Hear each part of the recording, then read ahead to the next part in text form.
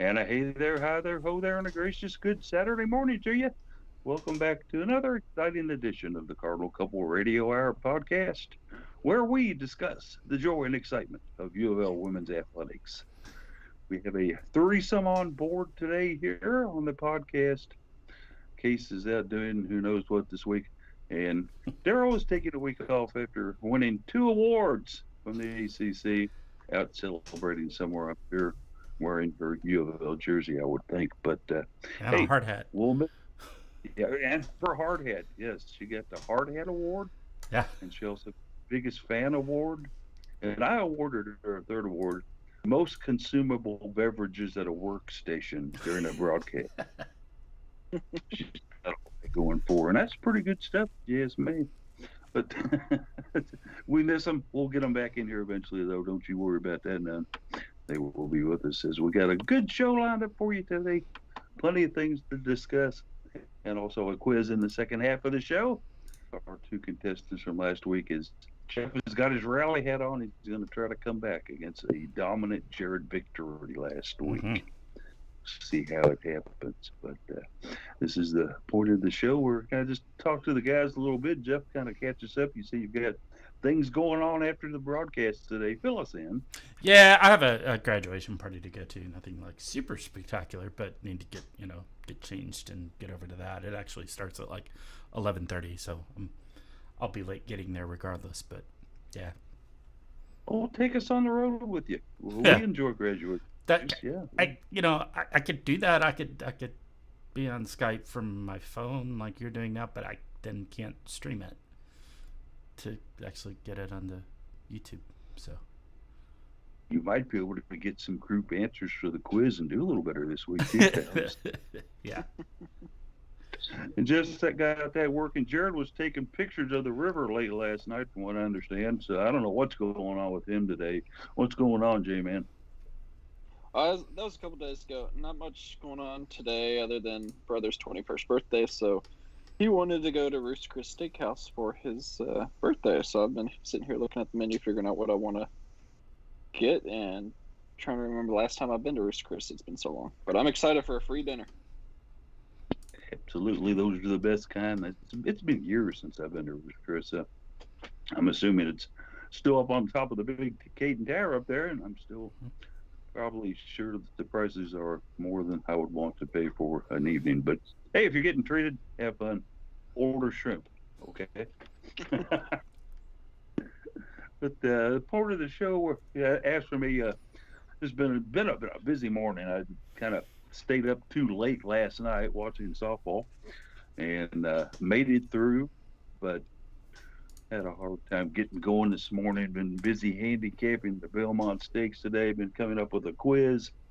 Been trying to figure out the audio on my computer, which I never did figure out. So I'm joining you via phone today. Yeah, it's been active, and it's just barely 11 o'clock. I can't wait to see what the rest of the day has in store for me. Is that a meteor? No, I'm just kidding. Point of the show where we normally get into a little scheduling and Twitter information. This could be another short segment for Jared, who will be doing that for us today. So, is there anything on the horizon, sir? Yeah, it's pretty short, so we'll keep it short and sweet to help keep things moving. For Jeff, looking at the schedule, the only official thing on the U of L schedule just shows the track at the NCAA Finals up in Eugene, Oregon, starting today, running through Wednesday of this coming week. Unofficially on the schedule, we do have several members of our swim team, current and former, that are in the process of working on the U.S. Olympic trials. From what it seemed like, the day one was pretty good, with plenty more to go on today and then the next couple of days. So keep an eye out on that. Certainly some big names, including former Cards, Kelsey Worrell and Mallory Comerford. And Kelsey Worrell's younger brother, Kyle, who's currently active on the U of L swim team. He is also competing and looks like he must have had a really solid first day. So kind of keep an eye out for that. Women's College World Series is going on. If you haven't tuned in, yesterday was certainly exciting with some historic moments. It continues on today. I'll definitely tune in. And if you are looking for an underdog, pull for Jameis Madison. Yeah. that's everything for the schedule. So we'll move on to Twitter real quick. Case, who's still absent and hopes to join us again in the near future, does tweet out his best case scenario, BST, no E in the word best. Daryl, who was not able to make it but is staying busy with her bats duties, tweets out as Daryl Faust 4. Holly tweets out as Cardinal Couple. Jeff's got a couple Twitter accounts at Jeff McAdams as well as at Card Couple Radio for some UofL events here and there. And then myself, I tweet out as Mr. Anderson Jarrett. And it's 11:06. We'll keep on moving in record time. How about that? Jared just zipped through that thing like he's getting ready for the Indy up there, but they've already run the race, sir. I'm sorry about that. She could get into stock car racing this week, maybe. A lot of things going on as far as softball goes, unfortunately, not with our Louisville Cardinals, who did not make the WCWS, but certainly some great storylines there. And let's kind of jump into that a little bit today. We'll get into some other Cardinal things later, but boy, that was the prime thing of attention last night with the James Madison, the Dukes, as their nickname would be, at it again last night. They come up and get the 2-1 win. A big win indeed for them, beating Oklahoma on opening day. And they, not Oklahoma, excuse me, they did not play Oklahoma yesterday, did they? Or was it No, they did not. Oklahoma State, yeah. So they have done very, very well so far in taking the home state's teams out of competition, huh? Almost. The Dukes haven't lost yet. You know, they got a chance to get that big bracket in. That was a fun game to watch, a great tag out of home plate guys, but I think the story, without any doubt about this, was that second game. Montana Faust. Remember that name, Montana Faust. Alabama. Threw a perfect game in the College World Series. Jared, that's just unbelievable, isn't it? Oh yeah, especially on our birthday, be able to get that as well. Phenomenal performance, and you may argue, well, 21 outs isn't as many as 27, but you also have to look. She had 14 strikeouts yesterday. That's incredible, and even the day before, I think she was sitting at about 12. So she did pitch back-to-back days for Alabama, and don't forget that early UofL softball season, we did play Alabama. So the first game of that 2-game series, we fell to Alabama 5-0 with Fouts actually getting that win. I'm looking at it real quick. She did record 11 strikeouts while only giving up 1 hit, 1 walk. So she had a near perfect game against us in that. Let's see if they pitched her at all in the second game real quick. No, they did give her a rest in the second game, but I mean, we've gotten a chance to witness firsthand just how phenomenal of a player she is, and possibly one of the best pitchers we have ever seen in NCAA softball. Yeah, I can't argue that at all. They thumped UCLA 6-0 last night, and a very good UCLA pitcher too, who had been in the WCWS a couple years back and did quite well in that, and threw very well for them. And Oklahoma just jumped on them early and kept putting up runs, got that 6-0 win. So ESPN, Jeff's got the full broadcast today as tomorrow's game 1. If they have a game 2 tomorrow, I understand it's going to ESPN 2. Correct. But then after Sunday, we go championship series, Jeff, starting on Monday. So, yeah. All right. I always think that today is the interesting day of the Women's College World Series, and it's similar for the baseball side as well, because today is the first eliminations, right? I mean, they played two days of softball, and you're playing softball at a very high level, and I'm sure it's intense, and I'm sure it's exciting, and well, it certainly was exciting. We've been seeing it, but today is the first day that it's win or go home for some of these teams. In fact, all of them, I think, today is win or go home. So it really kind of ratchets up the pressure, and I think that I've always thought that the Saturday is always the most interesting day because of that.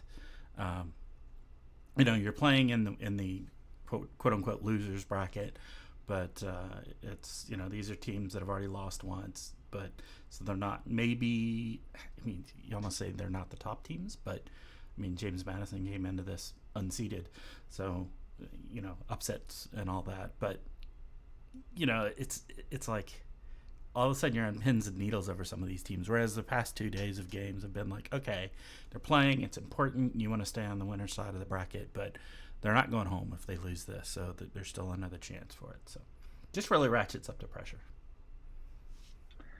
Absolutely, because you take a look at it. I mean, Oklahoma, they can't afford to lose another game, or they're gone. Right. Oklahoma State, they can't take another loss; they're Right. gone. The same thing with Arizona, Yeah. a very, very good team, by the way. And they lose once, they're gone. See you later, bye. Thanks for coming. Also, the same thing can go with UCLA. UCLA, strong team out of the Pac-12. You lose, we'll see you later. Thanks for playing.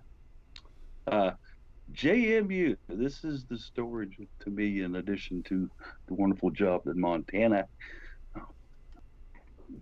did, obviously.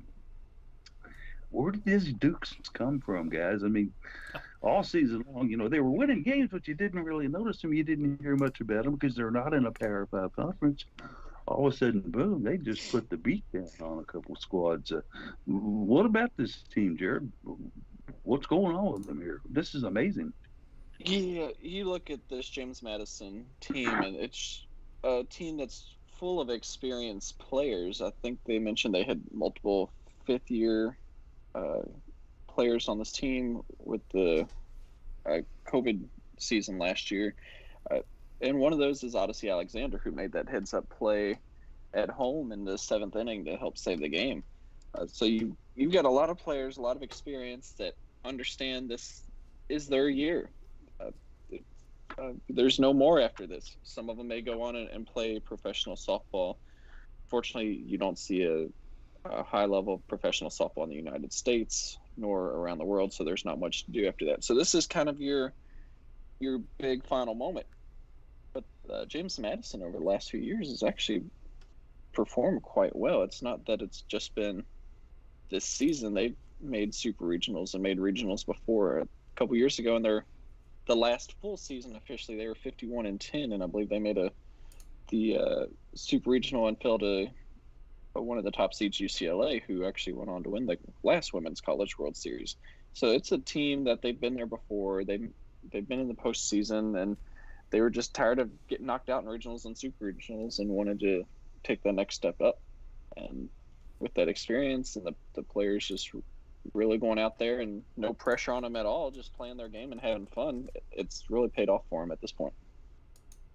It has, and I think that they've captured the college softball world and the fans who enjoy the World Series and such. I mean, obviously, you're going to watch what Montana does and then how she pitches in her next outing, because she's been short of, just perfect and fantastic out there. But JMU's the story, Jeff. There's the team. They're the underdog. They're the kids that I think everybody wants to see win this thing. Yeah, absolutely. I mean, everybody loves an underdog all the time, but James Madison has come from. I mean, to make it to the College World Series, Women's College World Series as an unseeded team is pretty impressive to begin with. But then to win the first two games, to stay in the winner's bracket, to not have that risk of elimination so early on is particularly impressive. Particularly when you're playing, these really good teams. You don't get to the Women's College World Series without being a really, really good team. And the ones we're seeing in this Women's College World Series are powerhouse teams, traditionally powerhouse teams in many of the conferences. So, Alabama and Florida State from the ACC, Oklahoma State, UCLA, Arizona, all of these are big powerhouse, consistently powerhouse softball teams. So for JMU to come up here and be a little bit unknown, and not to disrespect them for that, but they're not known as a softball powerhouse. And to keep knocking these teams off, it's one heck of a Cinderella run. Those are just always fun to watch. You got to cheer for the kids from nowhere, that's for sure. And certainly, if there's any James Madison fans listening, we're not trying to slight you or anything. You've got a program, but still, you are the story, perhaps. Besides Montana Fouts, I think you guys are the main story here as well. So let's see what happens with that. Should be a fun day of softball to watch today if you're into that. As it's win or go home for a lot of teams today, 4 teams in fact. We also had some news about a former U of L women's basketball great who found that things weren't going quite her way down south, so she's up in Chi-Town now. Jared, what's going on with our girl Dana Evans here? I think one of the pluses for Dana at this point is she's a lot closer to home. From Chicago to Gary, Indiana is what, maybe an hour and a half, 2 hours max, depending on traffic. So she's got the chance for her family to come out to games. Some of her friends that she grew up playing ball with can be there. She's able to actually go home and visit every once in a while. So from a mental health aspect and being able to see your friends and family, it's certainly a plus. But it does raise some questions why the Chicago Sky passed on her in that first round, just a few picks ahead to go with the Aussie, who then they decided to trade away, and then Dallas after that just kind of dumped her from the WNBA altogether. It's kind of like, so you just realized your mistake a month into the season? What took so long here? And what's going on? It raises some questions, and it kind of concerns you about the front office of the Sky on what they're trying to do, and I don't think they've got things figured out. It's something kind of that maybe the Three Stooges could have written and starred in, or Hogan's Heroes, or something like that. It's totally bizarre and ridiculous. You drafted a very good player in the WNBL, which is Australia's version of professional basketball, in Charlotte Hill. She was drafted 8th in the draft and went to Chicago. And they said, "Oh, we've got this great Aussie." She started playing pro ball at the age of 14, Jeff. Played with 5 different teams in 5 years in Australia. Comes over here to thinking, wow, she's going to be the incredible point guard. She had a little trouble getting over here, had some problems with the visa, didn't get to practice fully with the team, and then all of a sudden, 6 games later, boom. We'll see you later, bye, because you are going to Dallas. And we want Dana Evans. Can we do this? Yeah. Dallas said, sure. And then Dallas promptly drops her on the floor. So, that sucks too. The next step in the scenario is Dallas says, well, that offer we got on the table for you, not so much. Here's a plane ticket back to Sydney. We'll see you later. Bye. What happened in the full trade? And I'll let you go over this just a little bit. The Dallas Wings traded Dana Evans to Chicago Sky. We know that much. Dallas took Evans as the 13th player overall in the draft. And then the entire trade sees the Chicago getting Dana and Dallas's 2022 first round pick.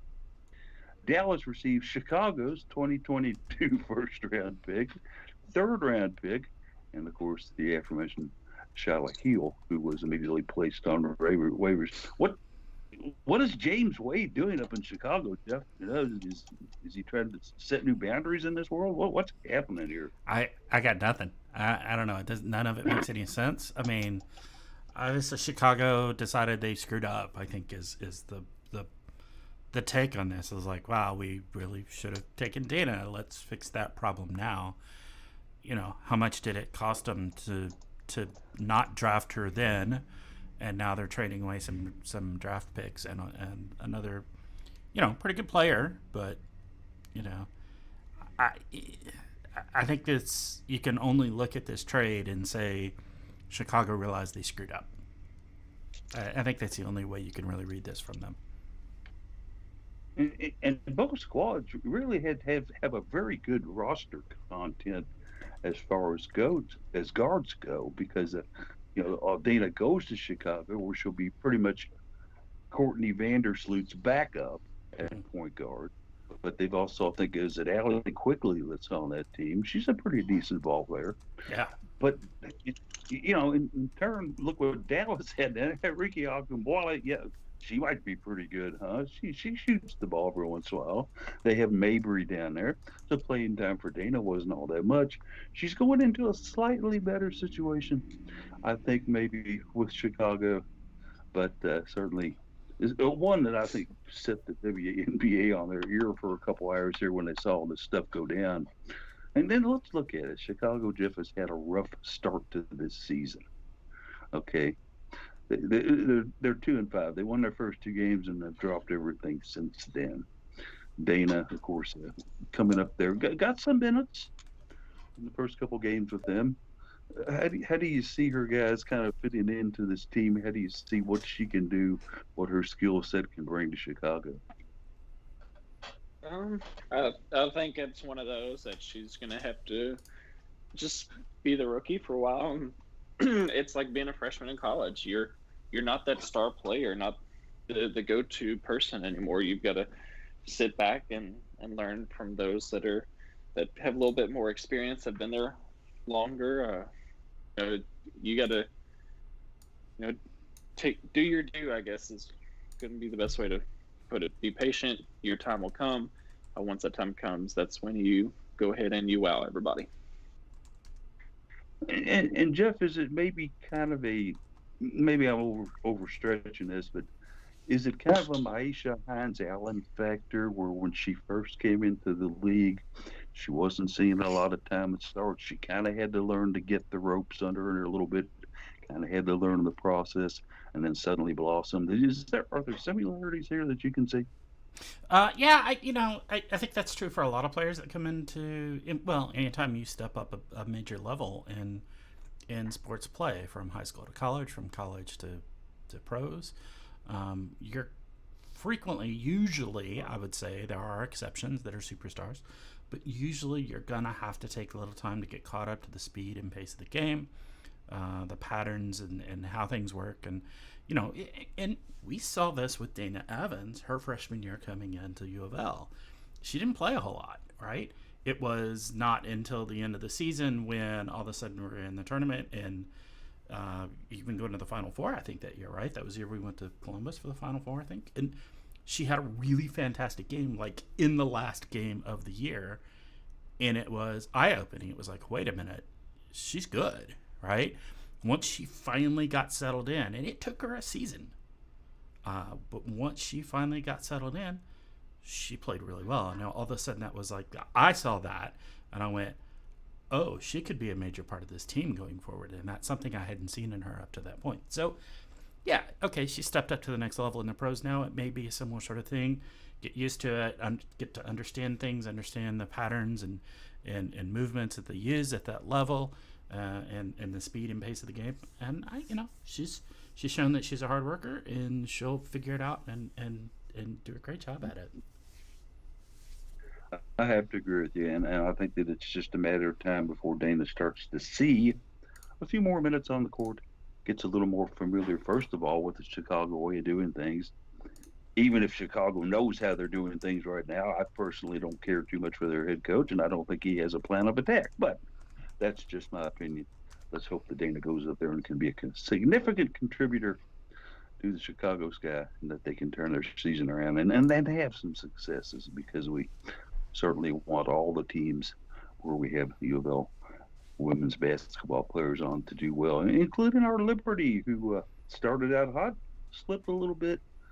Kylie and Jazz guys have not seen quite as many minutes as they were earlier on. What's going on with that, Jared?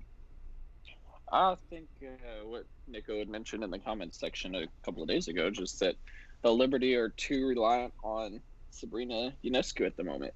And I don't think that there's no other talent on the team that can help her out. I think it's just that the direction they're trying to go with their game plan is let Sabrina take over, we'll win games that way. And it's not really working out in their favor, as the other WNBA teams are like, okay, cool, we'll just double team Sabrina and it put our focus on her. You've got four other players on the court. Let them make plays. Let them do stuff. We've seen what Jazz and Kylie have done at U of L. I think they're going to be able to do the exact same thing up in the pros. I mean, Kylie can knock down the outside jumper if you give her a chance. No, they're not really putting her in a position to shoot the long ball, but I mean, let her sometimes. If she's open, give her the green light. So I think it's one of those that you need to review your game plan and revise and adapt so you can find your winning streak again. Let's hope that they can do that. Certainly, they've won more games than they did entire last season. But we'd like to see them put a few more on that W slate for sure, Jeff. We also got some great field hockey news earlier in the week, guys. And Jeff, how about this? We had not one, two, three, four, or five, but six land on the National Field Hockey Coaches Association All West Regional Team. Allie Bidden, Mercedes Pastor, Megan Snyder, the very, very talented Julie Cowheiser, who is back, Amy Plum, a freshman who is back, and Charlie Van Oorschot, all getting named to that regional team. That is quite a feather in the head for Justine Sauer and her crew, sir. It really is. Sorry, I got something caught in my throat. I was just coughing for a second there. It's pretty impressive to have six team members get that level of recognition. And speaks well for and encouraging, particularly those you called out as returning for future years. It's exciting. I saw somebody online said that in Card Nation and Twitter said they thought that field hockey was the premier team of the athletic department this year. I gotta agree with it, and I think this backs that up. You know, when you have this many players getting that sort of recognition, so I'm excited to see what comes next year. And Jared, if Justine Sauer is smiling a little more than usual these days, it's because 5 out of these 6 are rumored to be coming back. We know all the underclassmen for sure are. It's also out there that Allie Bidding will probably return for a graduate season for the Cards. That great senior midfielder out of Pennsylvania. And then a young girl by the name of Mechi. What can she do? I mean, gosh, what is she? Is she anything? How about Mercedes Pastor? There is a chance she'll be back for another season, sir. That's exciting, isn't it? Yeah, I think if she returns, that every opponent UofL's got on the schedule, they're going to be circling that game and immediately turn their attention to how do you stop Pastor with just her skill level, her ball control. She doesn't turn it over much, so she's very well with her ball control. But then she knows how to score from anywhere within the circle. So she's not a one spot shooter. She can come at you from any direction. Which being able to have a player that just is going to find a way to score really takes the pressure off you as a head coach, and then you can turn your attention to other activities. Which in this case, you've already got a strong defense and a solid goalkeeper, so then you can really just work out the nitty gritty and be able to develop your younger players more instead of having to actually focus on improving your offense and defense as much. Megan Snyder, the lone one out of those 6 that will not be back. She is headed to medical school. That is usually a pretty good reason not to participate in student athletics if you're going to be taking on something that arduous and studying. But she went through UofL with a 4.0 GPA. A 4.0. Jeez. That's impressive. Yeah. Like I always, through all of my academic career, elementary school, middle school, high school, college, I floated it around to 3.0. Like, and I thought that was pretty decent. Man, 4.0 while you're playing Division I field hockey is amazing. There were years I had to add up my fall and spring semester to reach 4.0. So anyway, enough on that. But, certainly the best to Megan, and certainly hopefully she does quite well in medical school this fall for the Cards. And we'll try to catch up with Justine a little later on this summer and kind of talk to her a little bit about this wealth of talent she's got coming back and kind of see what's going on. Maybe even get out there for a camp because going to the camps are so much fun to watch what they do with the younger players. But we'll try to bring that to you this fall. But those were, believe it or not, halfway through the show already. So since Jeff wants to hit the road at 12:01, let's go ahead and move right on into our Cardinal Couple Worldwide quiz for the week. You remember last week, Jared dominated the field. Yep. Jeff was back. He's got his rally hat on, and he is going to vow to do a little bit better against our champion from last week, Jared. Just a quick reminder on the quiz. If you get a question right, you get 10 points, and we have 10 questions for you. Then comes the bonus question. That's worth 20. You can decide to take it and earn those 20, miss it and lose those 20 points, or not take it at all and remain at the score you were at going into the bonus round. With that underway, we welcome you to play at home. Certainly let us know how you do. And no cheating off Jared this week if you're listening out there. Come up with your own answers. Be your own man. Make a stand. That's right. Okay. Today's subject will be Commonwealth and beyond. We'll take a look at some of the Kentuckiana girls who are participating in UofL women's athletics, some of the coaches and such, and also we'll take a little bit of look at things outside our Commonwealth of Kentucky. So, gentlemen, if you're ready, we will get into the quiz. Okay. Question number 1 for you.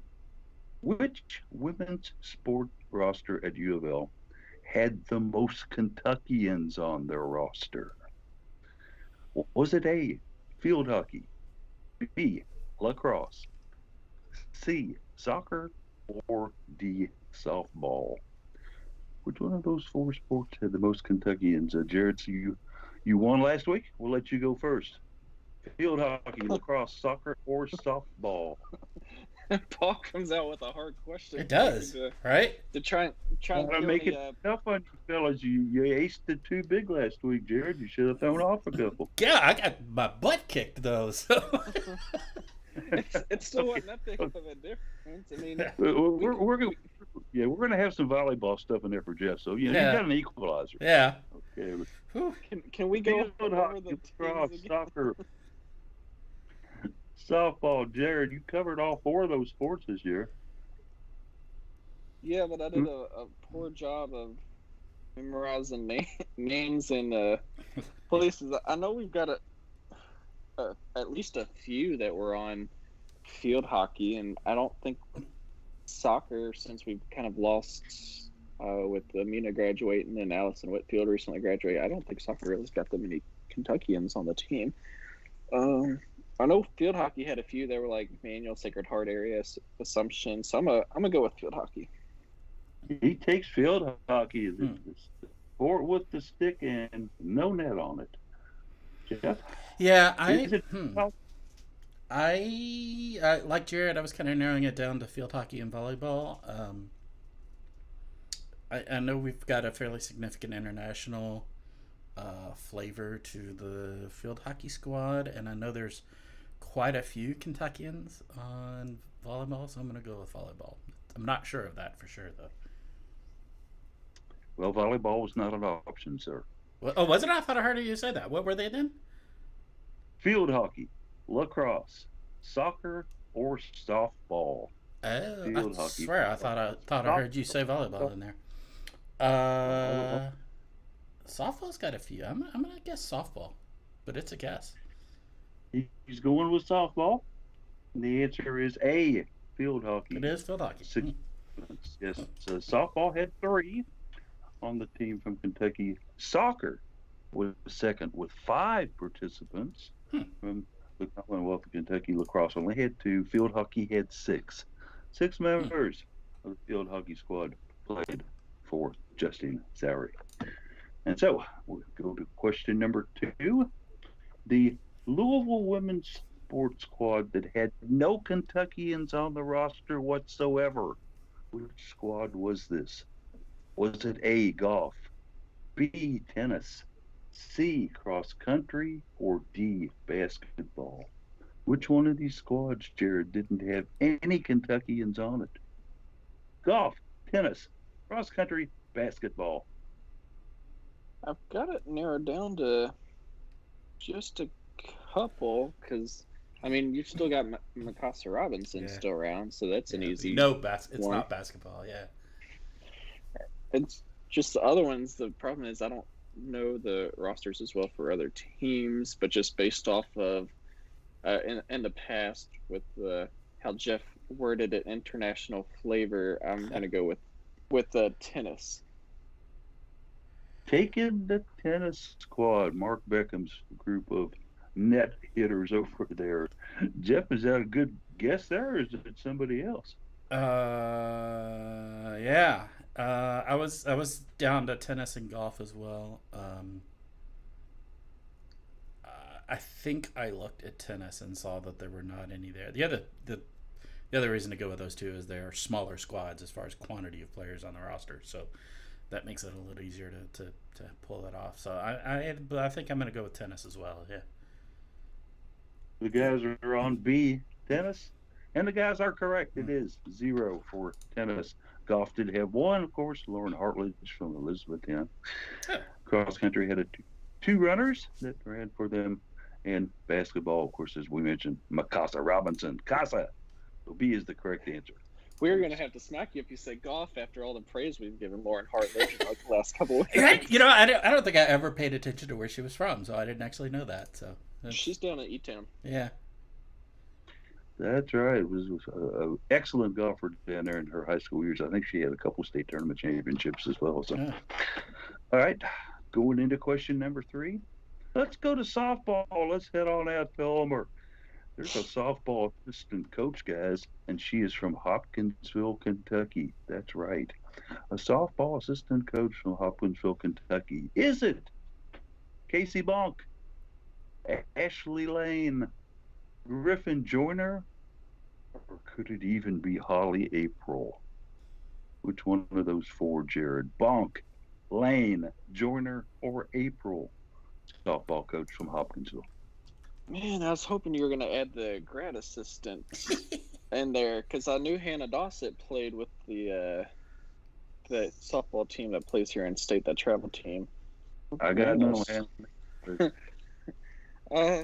That's a good question. I'm pretty sure it's not April, and I thought Casey came down with Holly from up in Pitt.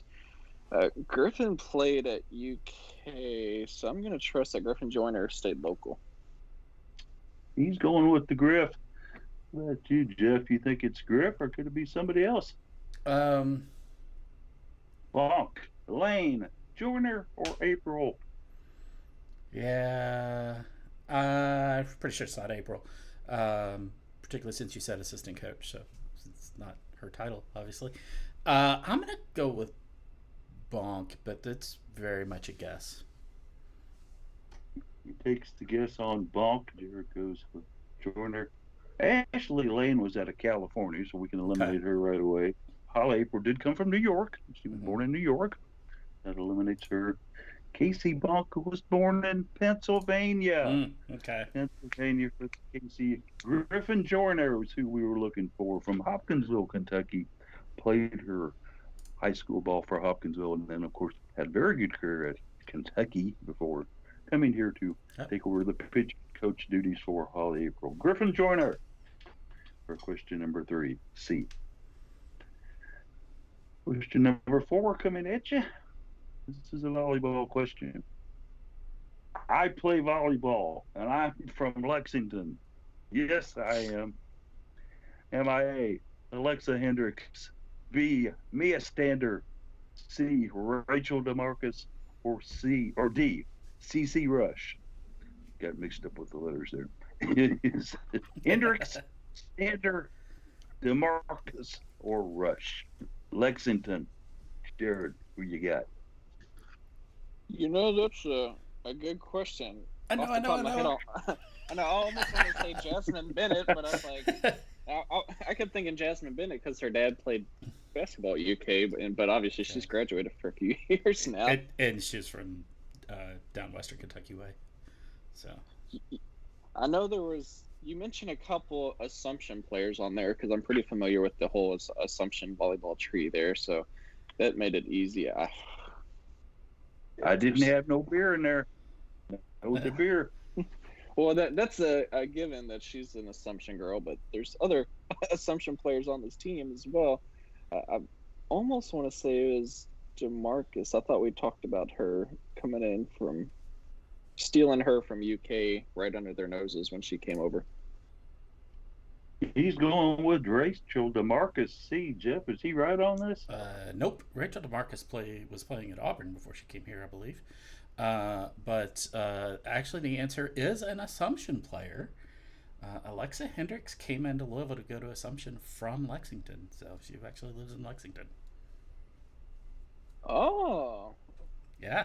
man. Paul threw a trick curveball Yeah. at us here. Curveball. Yeah. I was not Jeff ready for saw through my trickiness. He did indeed. And the answer is the Alexa Hendricks. Mia Stander, by the way, is originally out of Atlanta, just to give you Yeah. an idea about her. And CC Rush from right across Yeah. the river Jeffersonville. over in scenic New Albany. Oh, Jeff, New Albany. not just Sorry. New Albany. Southern Indiana. Whatever. I throw the change up. Jeff still hits it in for a base hit. Yeah. Okay. Finally, what I really knew. Yeah, well, we went to your strength. Right. Well, yeah, obviously. So after 4 questions, both contestants have 3 correct answers. Let's go to question number 5, guys, shall we? How many transfers are on Jeff Walls' current roster? How many transfers are playing for basketball for the University of Louisville women's squad? Is it A, 3, B, 4, C, 5, or D, 6? How many transfers are going to suit it up for Walls this year? Jared, this will be your final time to go first. 3, 4, 5, or 6? Yeah, for clarity, are we including the 2 that got announced at the end of the season coming up and down from Syracuse and Vanderbilt? Roster, yes, sir. The roster the Walls will put out on the court when they take the court later on this year. That's right. Not a past roster, not a previous roster. The ones that will be playing this year. Cool. I'm trying to count these in my head. But we don't have an hour, sir.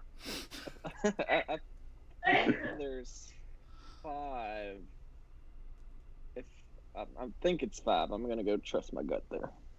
He's a hesitant on the 5, but he's going with the 5. Jeff, that's a middle of the road kind of answer. Is he right on this? I'm coming up with 3. I'm sure I've missed some, so I'm gonna go with 4. He decides to go with 4. So let's take a look at just who's there. First of all, let's not forget Liz Dixon. Right, that's who I was thinking of. Yeah, very, very good ball player. Both our Smith guys came in from different schools. Right. Alana, of course, from Gulf Coast. Yep. And Kiara from Cal. We had Chelsea Hall transferring from Vanderbilt. Yep. Play basketball for us. I knew I was under. And number 5, Emily Inkster, who came in from Syracuse. So the answer is 5. Jared gets it right. Yep. I almost said 6, but I was like, I think our other Liz E had transferred. Balagoon already transferred out. Right. We won't see no B play for us this year. No, sir. Okay, halfway through it, Jared with a 10-point lead. Question number 6, Jeff, you'll be going first now. Okay. We're a state school, but we did not play Louisville basketball last year. We're in state. We just didn't play the cards. Didn't do it.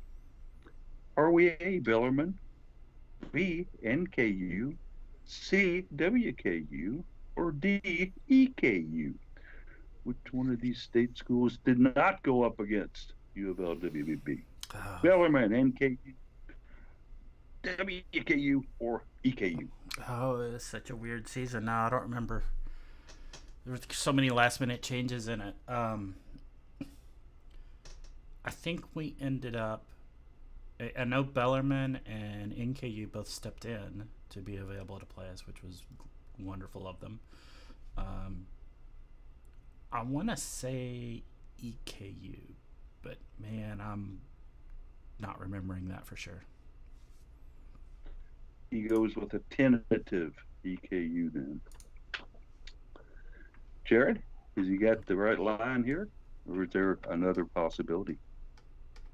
Yeah, no, he's a little off there because I do remember Lindsay Duvall's return back to town. I remember it was Bellarmine's first year in D1, and then also welcoming Coach Sam Williams back. So it's Western Kentucky.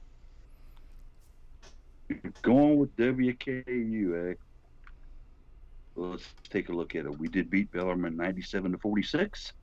We did beat NKU 74-64. We topped the Eastern Kentucky Cardinals 101 to 58. So the answer is C. Yep. Western Kentucky Yep. University. Didn't play them this year, guys. Sorry about that. But might have been a good game. They had a pretty decent team down there. All right. Jared extends the lead a little bit further as we go into question number 7. We played Louisville softball, and I threw a one hitter against them Cards. I sure did. We played Louisville softball, one hitter for me. Who am I? Am I Valerie Cagle out of Clemson? Am I B, Abby Trahan out of North Carolina State? Am I C, Montana Faust out of Alabama? Or am I D, Catherine Sandercock from Florida State? Which one of these fine pitchers threw a one hitter against our Cardinals? Yeah, they are. They were all very good. I gotta go with Montana Fouts. Just not remembering specifically the game, but just seeing what she's doing in the Women's College World Series, that would be my guess.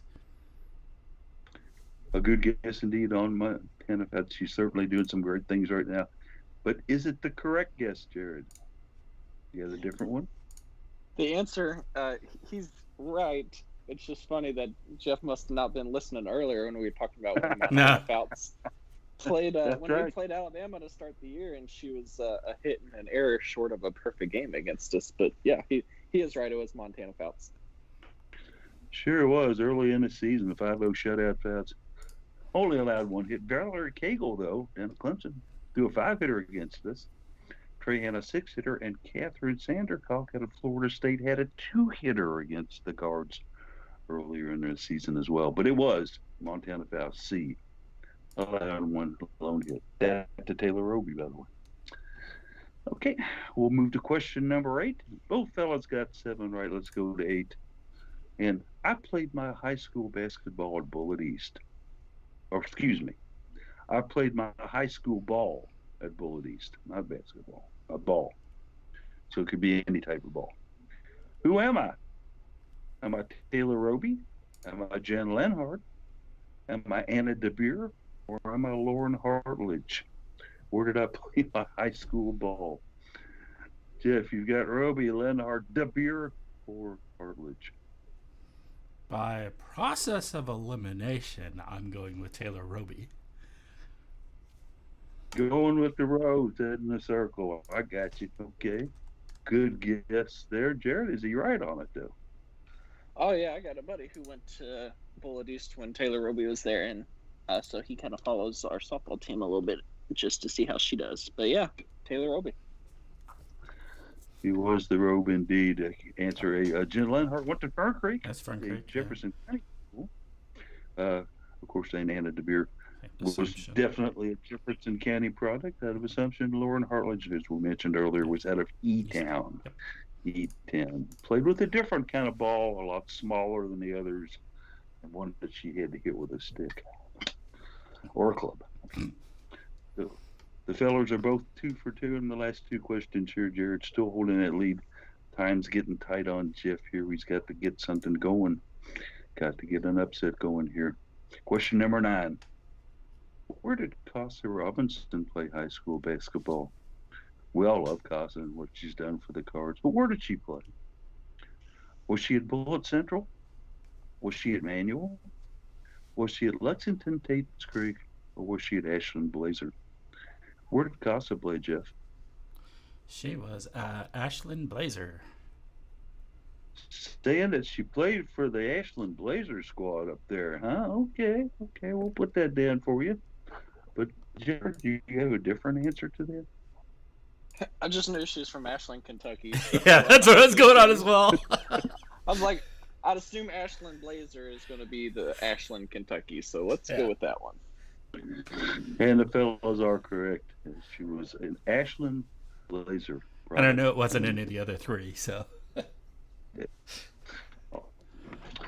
So, hey, they're on the streak. They've got the last 3 questions right as we roll into question number 10, the final question of the regular round, as we've got Jared sitting here with a 20-point lead. What I can tell. No, I'll take that back, Jared. You have a 30-point lead. You've only missed one question so far. You're sitting at 80 as we go into question number 10. Now waiting Jeff on the just hard question here. question 10. Which state? Excuse me. Okay. Which state has most Louisville lacrosse student athletes? I'm going to give you 4 states here. Dear. Which one of them has the most lacrosse student athletes at Louisville? Is it A, New York? Is it B, Maryland? Is it C, Pennsylvania? Or is it D, Kentucky? Scott Teeter's got a lot of great players from around the nation. But which state has the most? New York, Maryland, Pennsylvania, or Kentucky, Jeff? Can we say Canada? Got a bunch of Canadians too. It's not a state, but I did not mention countries. I just said Yeah. states. and I don't think it actually would be more than. I think I remember looking at this and seeing, and also because it's just a very big sport in that area, seeing that it was Maryland. I think. He's going to go with where they ran the Preakness, Maryland. Is he got it right there, Jared? Or are you going elsewhere? Beats me. I'm hoping to phone a friend in this case if possible.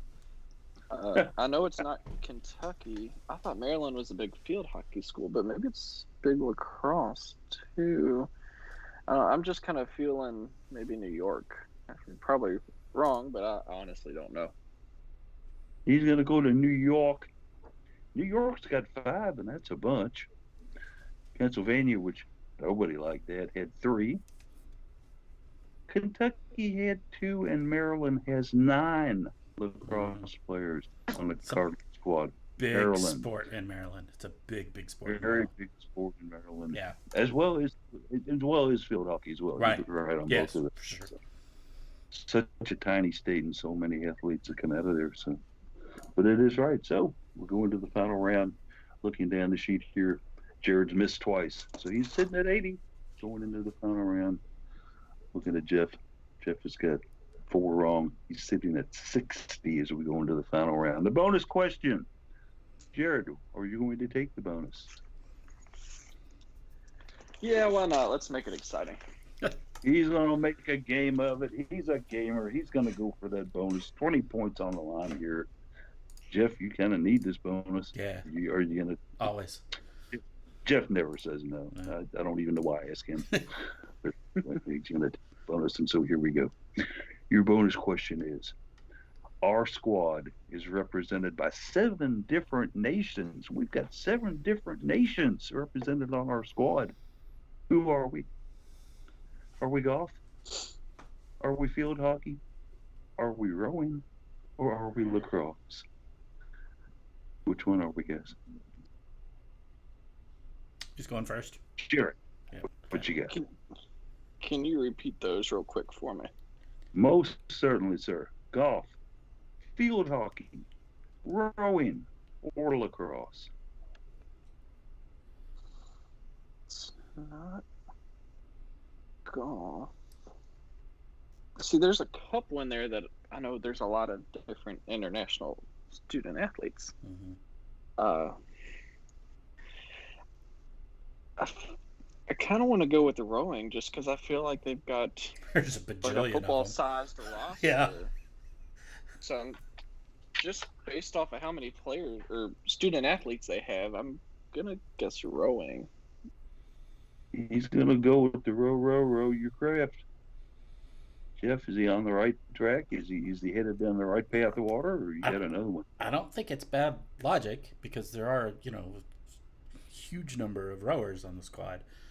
I think I'm just trying to go through some in my head, and I'm pretty sure it's not golf. That's practically every player on the squad would have to be from a different country to do that because it's just not the biggest squad. I think we get to 7 on field hockey. Just kind of thinking through it. See, that was my other one. I Yeah. don't remember how many different nationalities are represented. Hey, we got Netherlands, we got Argentina, we got England, I believe. We've got, obviously, U.S. I mean, that's 4 just off the top of my head. I think it's field hockey. Jeff is going to go with field hockey. Golf had 5, by the way. It really did. Wow. Just small Oh, squad. I They had was not 5. ever thinking golf. Yeah. Lacrosse surprisingly only had 3. Hmm. Only 3 from lacrosse. Field hockey had 5. Really? But rowing had 7. That's Rowing yeah. was 7 different nations represented. So the answer correct goes to Jared, who finishes with a sparkling 100. Nice. And Jeff once participated again this week. I did better. Yes, well, you take a look at your score. You got 40 this week, and that's well. Yeah. But I got more of the regular questions right, so we just got to get you to do some more homework during the week. I don't know. Yeah. I don't know. Maybe I need to give you the answers before the quiz, and you can sound like you. Yeah. Some of them we didn't talk about the answer during the show, and I'm sure Paul's thinking over here, shut up. Yeah, and that's just to let y'all know that's not planned either. No. You know, when these guys bring this stuff up during the show, I'm like, oh great, there goes one of my questions right there. Boom. Nice job, Jared. Shut up. Of course, that presumes I'm paying attention, so you know. Yeah, not always Jared, true. That anything anyway, so it didn't matter. But. All right, fellas, good show today. We hope you did well on the quiz at home too. If you took the quiz, and if you cheated off Jared again, you had another good day. So there you go. But hey, let's go ahead and roll into some final thoughts here. We're almost on that noon hour. Go ahead and start us out, Jared. You're the quiz winner. Go ahead and give us some final thoughts today. I think it's just cool that even though UofL is not really planning a lot of these postseason events anymore, just the fact that all of us here at Cardinal Couple just really enjoy women's sports so much that we're still sitting there watching. And yeah. I've seen that before with volleyball and soccer. Last night was softball, basketball, just all these different sports. And we're like, UofL's not playing, but it's still cool and fun to watch. So let's watch. Absolutely so. I always enjoy it, especially if it's collegiate athletics. And let's not forget the WNBA, too. We've still got some Cardinals up there, but I do enjoy watching other players from other colleges play as well. Certainly, the WNBA is a lot of fun. And, hey, guys, in just a couple of weeks, we're going to get that Florida Gulf Coast Softball League started up again. Remember the Manatee Squeeze from last year and how much fun we were following them? Haven't seen any rosters yet. Don't know if there's any Cardinals that are going to be participating in that league this year, but that was some fun softball to watch. All right, Jeff, what's on your docket for final thoughts? Yeah, kind of. So just to take a moment to echo off what Jared said, if you're one of those people out there that says, and I doubt anybody listening to our show is this, but that says that there's no market for women's athletics, take a look at the Women's College World Series with a 20,000 seat stadium that's been jam packed for 3 days, including midday on a weekday. Yeah, have a seat. Learn what you're talking about before you say that. But no, my final thought that I wanted to bring up, NWSL Racing Louisville plays tonight, 10:30. Mina Ekic with them. They're in Portland. And the team actually is in Portland now after some challenges getting out there. But they're ready to play out there, I think. And good team in Portland, in the Portland Thorns. But, gotta cheer for the hometown squad. Absolutely, you do, and let's hope that they do quite well. Such a popular sport this summer down there, close to the river in that brand new Lynn Family Stadium facility. Not tonight, but yeah, in general. That's right, for sure. Yeah. And yeah, and just to comment a little bit more about that World Series, College World Series. Anytime you bring in Holly Rowe, okay, the sports siren. Holly Rowe and Beth Mowens and. I don't even remember. And Beth Owens too. Yeah. Michelle Smith and who's the other one? Donald blank in her name. That's doing the commentary.